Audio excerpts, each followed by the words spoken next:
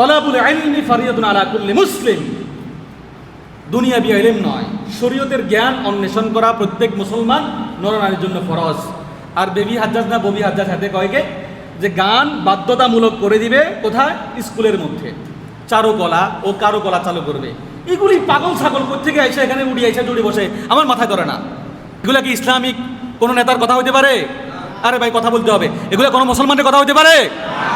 আমাদের দাবি ছিল যেহেতু স্কুলটা এটা আমাদের ওলামায়ে কেরামের নিয়ন্ত্রিত নয়, এই জন্য এখানে কোরআনিক সাবজেক্টটা দিয়ে দিলে বাধ্যতামূলক, তাহলে আমাদের স্কুল নিয়ে আর টেনশন করার দরকার নাই। এরা স্কুলে পড়াশোনা করুক, অসুবিধা নাই, স্কুলও তো চলার দরকার আছে। জেনারেল শিক্ষা শিক্ষিত হবে না? আলহামদুলিল্লাহ হবে। আমরা বিশ্ববিদ্যালয়ে পড়াশোনা করছি, কলেজে অনার্স মাস্টার্স করছি, বিশ্ববিদ্যালয়ে মাস্টার্স করছি, কুষ্টিয়া বিশ্ববিদ্যালয়ে এমফিল করতেছি, আমরা বাদ রাখছি কি? তাহলে তোমার ছেলেকে তো তুমি এটা বুঝবা না, নিতে পারবা না। এই জন্য আমাদেরকে প্রাইমারি স্কুলগুলি ভালোভাবে যদি কোরআনী শিক্ষায় শিক্ষিত করা হয় তাহলে এদের জন্য তো ভালো। পাগল ছাগল মন্ত্রী বানায় দিছে, হ্যাঁ বলতেছে কি আপনার এই না চারুকলা কারুকলা গান নৃত্য এগুলি স্কুলে প্রথম থেকেই আপনার ছেলেকে নাস্তিক বানায় দিচ্ছে, সে মাথায় কিছু ধরে না। এবারে আমরা কিছু লিখলে হুজুর মনে হয় বিএনপি বিরোধী, হুজুর মনে হয় আওয়ামী লীগ বিরোধী। বেটা আওয়ামী লীগ বিরোধী বিএনপি বিরোধী কি? আমি ইসলামের বিরুদ্ধে যে কথা বলবো তার বিরুদ্ধে, সেটাই হোক। আস্তাগফিরুল্লাহ আযীম। আমি কি মিথ্যা কোনো কথা বলছি? শরীয়ত বিরোধী কোনো কথা বলছি? এই কথা কি বলার দরকার ছিল আমার? আস্তাগফিরুল্লাহ আযীম। এই জন্য মুক্তবে ছাত্রদেরকে পাঠাবেন, একটু হাত তুলে দেখাবেন 4 বছর থেকে 6 বছর 8 বছরের ছেলে মেয়ে কার কার আছে? একটু হাত তুলে, আর একটু উঁচু করে হাত তুলতে হবে। 4 বছর থেকে 8 বছর 9 বছর এরকম আপনাদের ছেলে মেয়ে এগুলি কি সবগুলা মুক্তবে যায়? কোথায় যায়? এখানে যায়। আলহামদুলিল্লাহ। সবাই বাধ্যতামূলক, আমি আবার জিজ্ঞেস করবো হয়তো আগামী সপ্তাহে, বলবো যে কি ভাই আপনার ছেলে তো এখানে দেওয়ার কথা ছিল, মেয়েকে, আচ্ছা আমার কি কোনো লাভ আছে?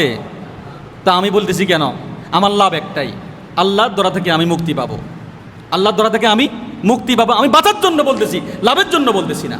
আপনার ছেলেকে আপনি পাঠাবেন, এটা আমার বলার দায়িত্ব। আমি বলবো আপনি যদি সন্তানকে মসজিদে পাঠাই দেন, হুজুরের দায়িত্ব, হুজুর পড়াবে। হুজুর যদি পড়ানোর মধ্যে কোনো কমতি হয় সেটার জন্য আল্লাহর কাছে জবাবদিহিতা হুজুরের আছে। মোবাইল দিয়ে দিয়েছেন, ছেলে মেয়ে কাঁদে, এই জন্য মোবাইল দিয়ে দিতে হয়। আয় হ্যাঁ রে মুসলমান, আপনার ছেলে আপনি মারা গেলে কুল হুয়াল্লাহও পড়তে পারবে না, সূরা ফাতিহাও পড়তে পারবে না, দুরূদ শরীফও পড়তে পারবে না। আস্তাগফিরুল্লাহ আযীম।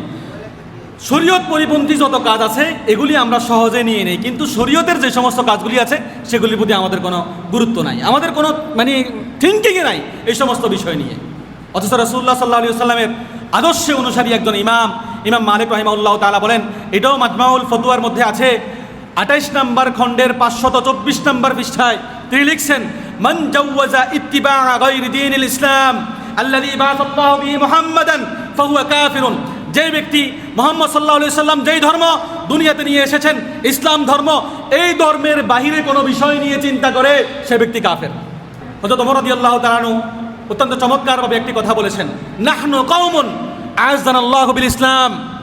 আমরা হলাম এমন একটা জাতি যেই জাতিকে আল্লাহ রাব্বুল আলামিন ইসলাম দিয়ে সম্মান দিয়েছেন। ইসলাম কি সম্মান নয়? আমাদেরকে কি আল্লাহ ইসলাম দিয়ে সম্মানিত করেছেন না অপমানিত করেছেন? সম্মানিত করেছেন।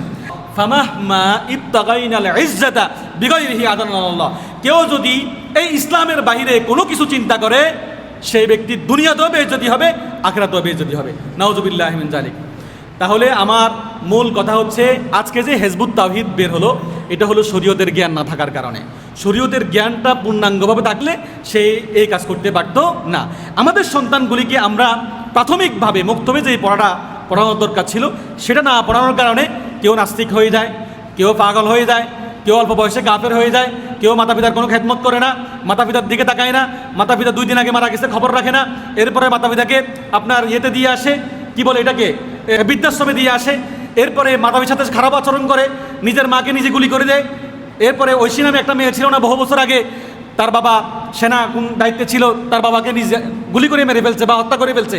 এরপরে ভিডিও করে হত্যা করে স্বামীকে স্ত্রী মারতেছে, বাবা মেয়ের সাথে দর্শন করতেছে মেয়েকে। এটা তো অহরহ আসতেছে সোশ্যাল মিডিয়ার মাধ্যমে। মিথ্যা বলতেছি কথাগুলি?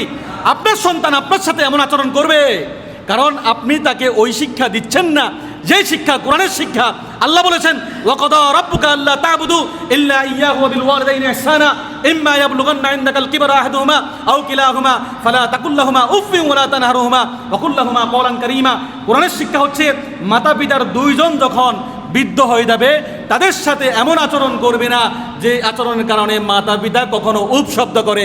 আপনি তো ওই শিক্ষায় শিক্ষিত করলেন না, আপনি তো ওই শিক্ষা দিলেন না যেই শিক্ষা দিলে মাতা পিতার কবরে গিয়ে তারা দোয়া করবে।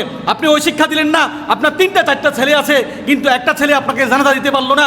মুসলমান বড় আফসোসের বিষয়। আমি চাই স্কুলে পড়ুক, কলেজে পড়ুক, বিশ্ববিদ্যালয়ে পড়ুক, কিন্তু কোরআন হাদিস জ্ঞান যতটুকু থাকা দরকার ততটুকু বাধ্যতামূলক আপনার সন্তানের থাকতে হবে। এটা আমার কথা নয়, এটা রাসূলের কথা, এটা আমার কথা নয়, এটা ইমাম বুখারীর কথা, এটা আমার কথা নয়, এটা স্বয়ং আল্লাহর কথা। যদি শরীয়ত যতটুকু মানা দরকার একটা সন্তান সেই পরিমাণ জ্ঞান আপনি না দিতে পারেন, আপনি বাবা হিসেবে ব্যর্থ। আপনি নিজেকে সফল মনে করলেও আপনি দুনিয়ায় সফল হলেও হতে পারেন, আখেরাত আপনার জন্য কঠিন থেকে কঠিন আকার ধারণ করে।